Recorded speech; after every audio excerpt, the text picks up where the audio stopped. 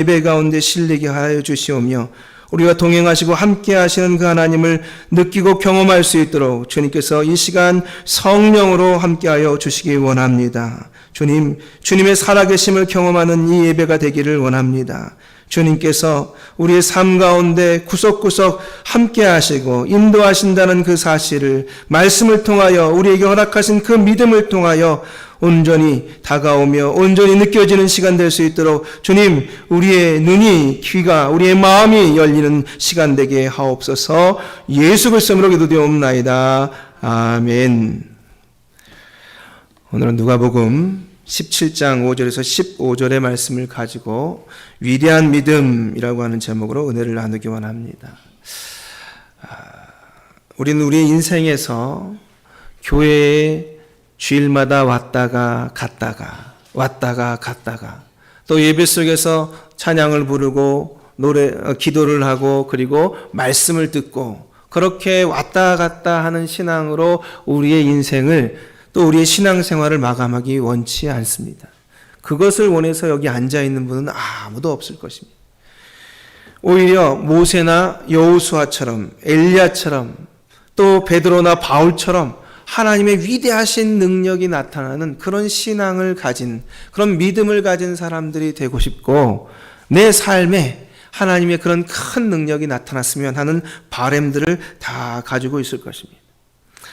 성경에도 모세나 엘리야나 엘리사나 베드로나 바울과 같은 인물들이 세상을 변화시켰던 엄청난 능력을 가지고 있다는 사실을 우리도 알고 있기에 그들이 우리의 신앙적 모델이 되어 있는 것도 사실입니다. 그런데요, 그들의 공통점은 하나같이 그 믿음이 대단하다라고 하는 데 있습니다. 여러분, 이 엄청난 이 믿음이 말이죠, 우리에게도 나타나서 우리의 삶에 이 믿음을 통해서 하나님의 능력이 나타나기를 예수님으로 축복합니다. 여러분, 그래야 되지 않겠습니까? 오늘 본문에 보면 지금 사도들, 예수님의 제자들이 예수님께 부탁을 합니다. 우리 5절 말씀 한번 읽어보겠습니다. 시작. 사도들이 주께 여짜오되 우리에게 믿음을 더하소서 하니, 믿음을 더해달라, 내 믿음이 더 좋아지게 해달라라고 지금 요청하고 있는 것입니다. 왜 그런 요청을 하느냐? 가깝게는요, 17장 1절에서 4절에 다른 사람을 실족시키지 말아라 라고 제자들에게 예수님께서 말씀하십니다. 또 하나, 그리고 모든 죄를 지은 자가 있다면 7번까지라도 용서해라 라고 하는 이 말이, 다른 일을 실족시키지 말아라, 그리고 다른 일을 용서해라 라고 하는 이 말이 사실은 제자들에게 부담감이 느껴졌습니다. 그렇게 7번, 아니 계속 용서한다는 것이 쉽지 않고 내 인생에 살아가면서 누군가에게 서운한 일을 만들지 않는다는 것이 그렇게 쉬운 일은 아니지 않습니까? 그래서 부담감을 느낀 그들이 예수님께 믿음을 더해달라고 부탁을 했다라고 이야기합니다. 또 뿐만 아니라 사실 제자들은 예수님을 쫓아다니면서 예수님의 기적을 보았습니다. 눈먼 자가 눈을 뜨고 병든 자가 병을 고치며 걷지 못하던 자가 다시 걷고 심지어는 죽었던 자가 살아나는 그 기적을 두 눈으로 직접 보면서 크고 강한 믿음이 있어야겠구나 라고 생각했던 것 같습니다. 그랬기 때문에 그들은 지금 믿음을 더해달라고, 더 큰 믿음, 위대한 믿음을 달라고 지금 예수님께 부탁하고 있는 것이죠. 여러분, 더 큰 믿음 어떻게 주어지는 걸까요? 하나님께서 역사하시는 믿음 어떻게 주어지는 걸까요? 여러분 바라고 계십니까? 저는 바라고 있습니다. 하나님이 이왕이면 제 믿음을 통해서 더 크신 일을 행하셨으면 좋겠습니다. 그래서 제자들도 같은 마음으로 예수님께 지금 요청하고 있는 것입니다. 예수님도 그 질문에 대하여 답을 하시는데 어떻게 답을 하시고 그 믿음이 어떤 믿음이 옳은 것인지 설명하고 계십니다. 우리 말씀을 통해서 보겠습니다. 5절과 6절의 말씀 같이 읽도록 하겠습니다. 5절과 6절입니다. 시작. 사도들이 주께 여짜오되 우리에게 믿음을 더하소서 하니 주께서 이르시되 너희에게 겨자씨 하나일 만한 믿음이 있었더라면 이 뽕나무더러 뿌리가 뽑혀 바다에 심기어라 하였을 것이요 그것이 너희에게 순종하였으리라. 네. 제자들이 물었습니다. 예수님, 우리에게 믿음을 더해 주십시오 라고 부탁합니다. 간청합니다. 그런데 예수님께서는 믿음을 더해달라고 하는 제자들에게 이렇게 믿음을 더해라 라고 이야기하지 않으시고 오히려 겨자씨 한 알만한 믿음에 대해서 이야기합니다. 여러분, 겨자씨 한 알만한 믿음을 더해서 믿음이 더해지는 겁니까? 이왕이면 큰 바위 같은, 큰 돌 같은 그런 믿음을 더해 주셔야 그들이 믿음이 더해지는 것 같이 느껴지지 않습니까? 우리의 삶에 하나님이 도와주실 때 조금씩 더해지면 도와지는 것이 느껴집니까? 아니지 않습니까? 큰 거를 더해 주셔야 더해지는 것 같지 않습니까? 그런데 예수님은 사실 다른 대답을 하고 있는 것입니다. 제자들이 생각하기에 믿음은 더하기라고 생각하고 있는 겁니다. 자신들이 원래 가지고 있는 믿음이 있고 거기에 또 다른 것을 더하면 믿음이 더해질 것이라고 생각하고 있는 이 불량적이고 양적인 개념으로 생각하고 있는 것이죠. 그런데 예수님은 믿음의 개념을 양의 개념으로 설명하지 않고 질의 개념으로 설명하고 있는 것입니다.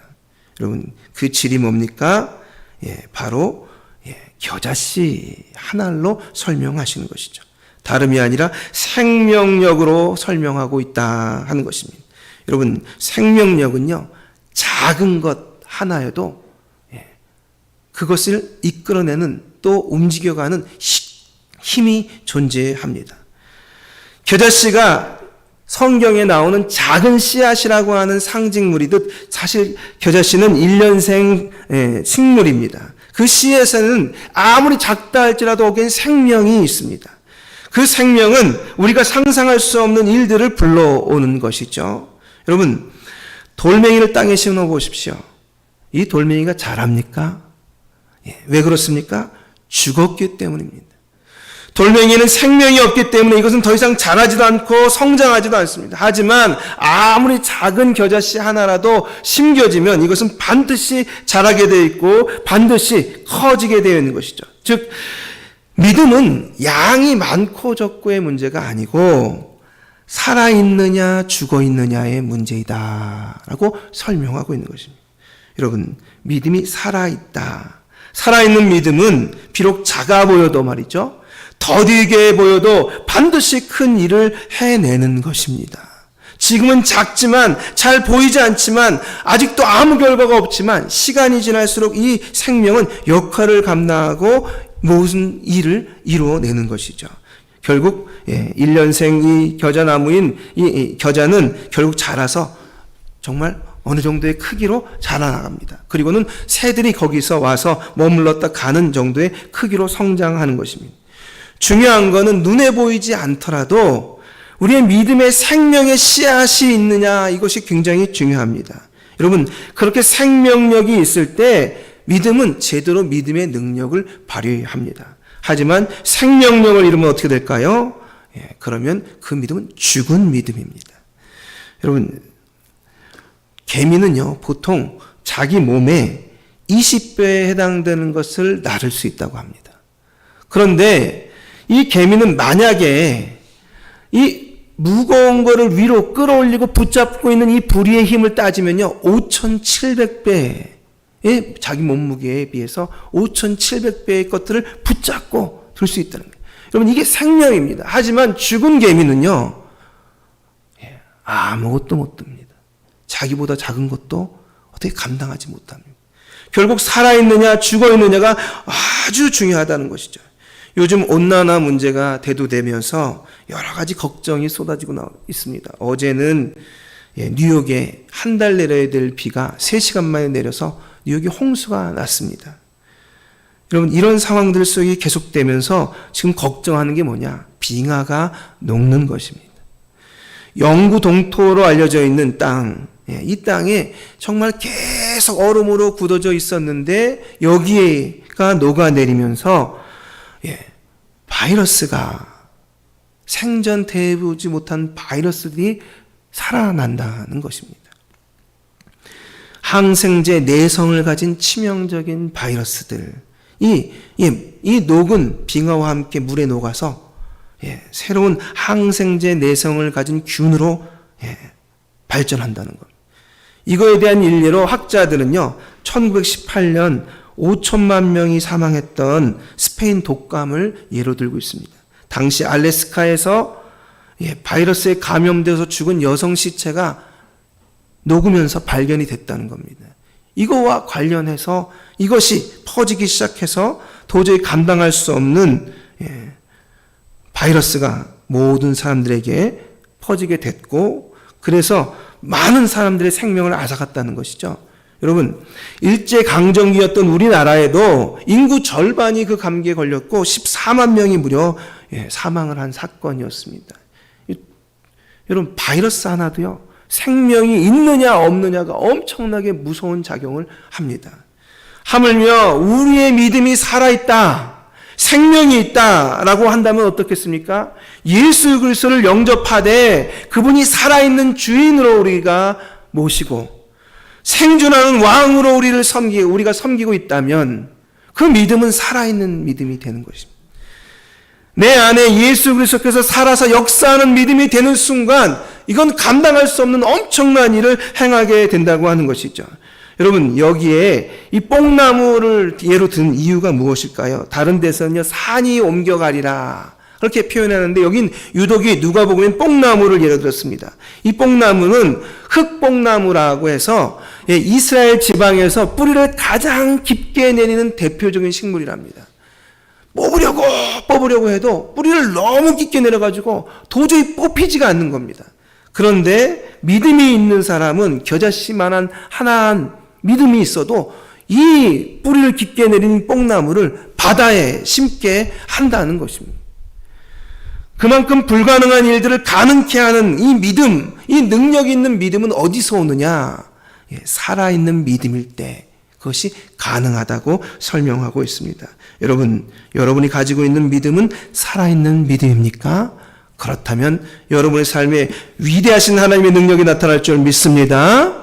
여러분, 이 믿음이 내게 있어서 살아있다면 반드시 위대한 능력을 나타내는 것이죠. 영국의 존 윌턴이라는 분이 있었습니다. 이분은요, 교회 생활을 열심히 했어요. 교회 주일마다 잘 참석하고 예배도 잘 드리고, 어떤 땐 기도도 열심히 했다고 스스로 생각했습니다. 그런데 자신이 하는 일이 늘 힘든 겁니다. 한 가지 일에 정착하지 못하고 이 일했다 저 일했다.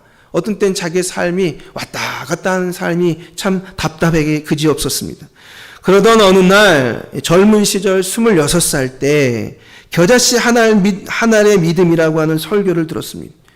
그리고는요, 생각했습니다. 왜 내가 이렇게 믿음 없이 살지? 내가 그만한 믿음도 없나? 하는 생각을 처음 품게 되었다는 겁니다.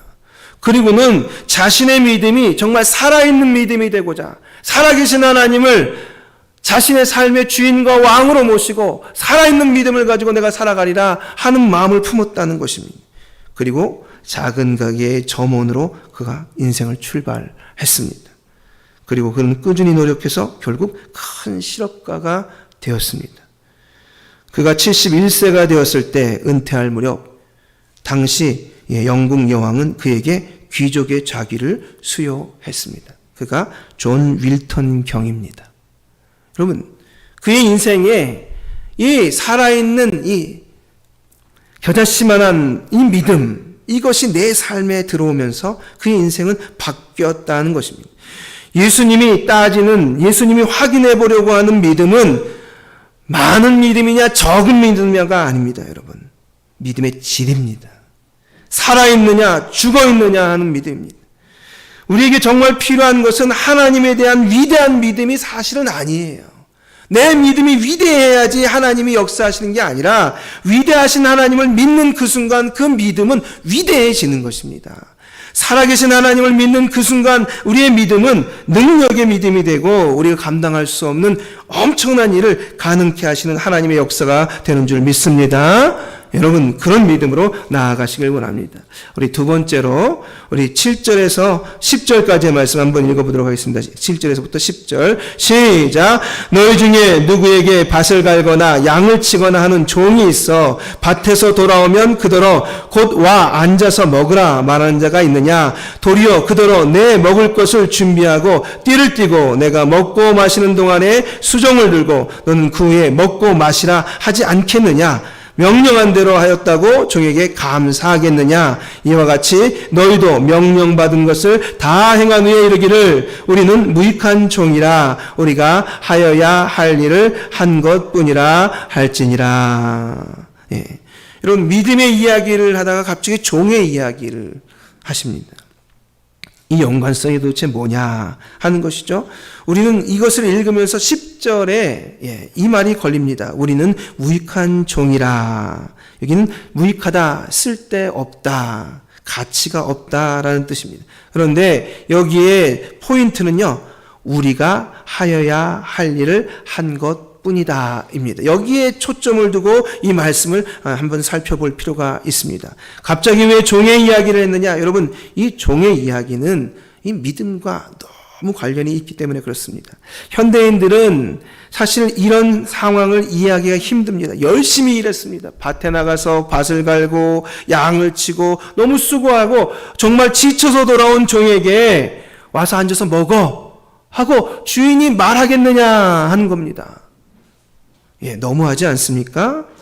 그리고 도리어 뭐라 그러냐? 그런 말도 안 하고 내 밥 차려. 그렇게 이야기한다는 거예요. 그리고는 하는 말이 내 밥 먹는 동안 너 수종 들고 나중에 너 밥 먹어. 그러지 않겠느냐라는 겁니다. 그렇게 하고도 수고했다, 감사하다, 주인은 종에게 그렇게 말하지 않는다는 겁니다. 이 이야기를 들으면 천하의 나쁜 주인 같으니라고 하는 생각이 듭니다. 지금은 우리 일하는 상황들 속에서 여전히 상사도 있고 부하도 있습니다. 그죠? 위에 상사가 있고 밑에 직원이 있다 하더라도 이건 일의 상하 개념일 뿐입니다. 우리는 다 누구나 평등합니다. 그래서 일반 우리 밑에 있는 직원들이 요즘에는 같이 일하기 싫으면 사표 내고 그냥 휙 하고 가보는 일들이 많지 않습니까, 여러분? 그런데 고대는 달랐습니다. 고대에는 주인과 종의 역할은 그저 상하 개념을 훨씬 넘어선 개념이었습니다. 노예는 주인의 재산에 불과했습니다. 노예는 그저 소와 같은 생산의 도구에 불과했던 것입니다. 그래서 이 종은 말이죠. 주인에게 있어서 그저 순종하는 일 외에 할 일이 없다 말해도 맞는 것이었습니다. 이 순종하는 자세가 바로 하나님과 우리에게 있어야 될 아주 중요한 믿음의 자세라고 지금 설명하고 있는 것입니다. 여러분, 우리가 하나님의 종이라고 생각하는 순간 우리는 하나님께 순종해야 될 일이 얼마나 많은지 모릅니다. 여러분, 모세에게 하나님께서 말씀하십니다. 지금 백성들이 아우성을 치는 거예요. 홍해 앞에서. 우리를 죽이려고 이렇게 이끌어냈느냐 말이죠. 난리가 났습니다. 처음엔 모세가 당당하게 말합니다. 하나님께서 이제 너희를 위해서 큰 일을 행하실 것이다 하고 말했는데 여전히 홍해는 그대로 있고 백성들은 아우성을 치니까 하나님께 엄청나게 부르짖었습니다. 그랬더니 하나님께서 말씀하십니다. 왜 아직도 기도하고 있느냐? 나가서 너의 지팡이를 들고 바다 위에 네 손을 내밀라. 그렇게 얘기하시는 겁니다. 여러분, 이 황당한 상황들 속에 모세가 말이죠. 무슨 생각을 했겠습니까? 백성들은 아우성을 치는데 지금 하나님께서 말씀하시기를 지팡이를 들고 와가지고 바다 위에 내밀라는 겁니다. 그러면 내밀었을 때 바다가 갈라지면 좋은데 안 갈라지면 어떻게 되는 겁니까? 굉장히 큰 망신이죠. 이런 망신도 이 대책도 없는 상황들 아니겠습니까? 그런데 모세는 하나님의 종입니다. 순종만 있습니다. 우리의 생각으로는 이해되지 않는 이 순종이 그로 하여금 홍해 가까이 나아가 손을 내밀게 합니다. 그러자 그 바다가 갈라졌고 그리고 그 마른 땅을 이스라엘 백성들이 행하였다고 성경은 적고 있습니다. 여호수아에게 하나님께서 말씀하십니다. 너는 오늘 제사장들에게 언약궤를 매게 한 다음 그 언약궤를 맨 제사장들을 요단 물가로 들어가게 하라. 여러분, 언약궤를 맨 이 제사장들이 요단 물가로 들어서야 됩니다. 그것을 명령해야 되는 여호수아도 황당하지만 그것을 행하는 이 제사장들도 되게 답답할 것입니다. 하지만 여호수아는 하나님의 종입니다. 그러므로 명령하시자 그 명령을 따라 여호수아도 외칩니다. 제사장이 거기에 순종하여 요단 물가로 들어서자 요단물이 갈라지는 일이 생깁니다. 여러분, 순종은 믿음의 역사를 가져옵니다. 믿음의 역사는 반드시 순종과 함께 이루어진다는 사실을 우리는 잊지 말아야 할 것입니다. 그래서 이 종의 비유를 들었습니다. 어떤 신앙인 중에 웨슬리 후보라는 사람이 이렇게 고백합니다. 나는 종의 표시가 붙은 인간이다. 그러나 의의 종이지 죄의 종이 아니다. 또 순결의 종이지 부도덕한 종이 아니다.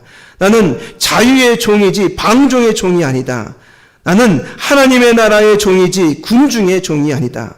신앙의 종이지 공포의 종이 아니다. 그리고 특별히 예수님의 종이지 부의 종이 아니다. 이처럼 나는 주님의 쇠사슬에 묶인 종이므로 주님의 사업에 동참할 수밖에 없다. 그는 그렇게 고백합니다. 여러분, 종은 주인에게 순종하는 자입니다. 그 순종하는 믿음이 역사를 불러오는 것이죠. 결국 그는요, 겸손할 수밖에 없습니다. 왜 그렇습니까? 그의 능력과 위대한 일은 그에로부터 시작되지 않기 때문에 그렇습니다. 나는 해야 될 수 있는 일을 했을 뿐, 해야 될 일을 했을 뿐, 능력의 주인은 하나님이시다. 이게 바로 하나님의 역사를 경험한 사람들의 고백입니다. 나는 그저 믿음을 가지고 행했을 뿐, 그 일을 가능케 하신 분은 하나님이시다. 오직 영광 받으실 일은 하나님밖에 없다. 그렇게 고백하는 것이죠. 여러분, 사람들도요, 나는 내가 해야 될 일을 했을 뿐입니다 라고 겸손히 이야기하는 사람을 좋아합니다. 우리 민족의 지도자이고 사상가였던 도산 안창호 선생님의 일화가 있습니다.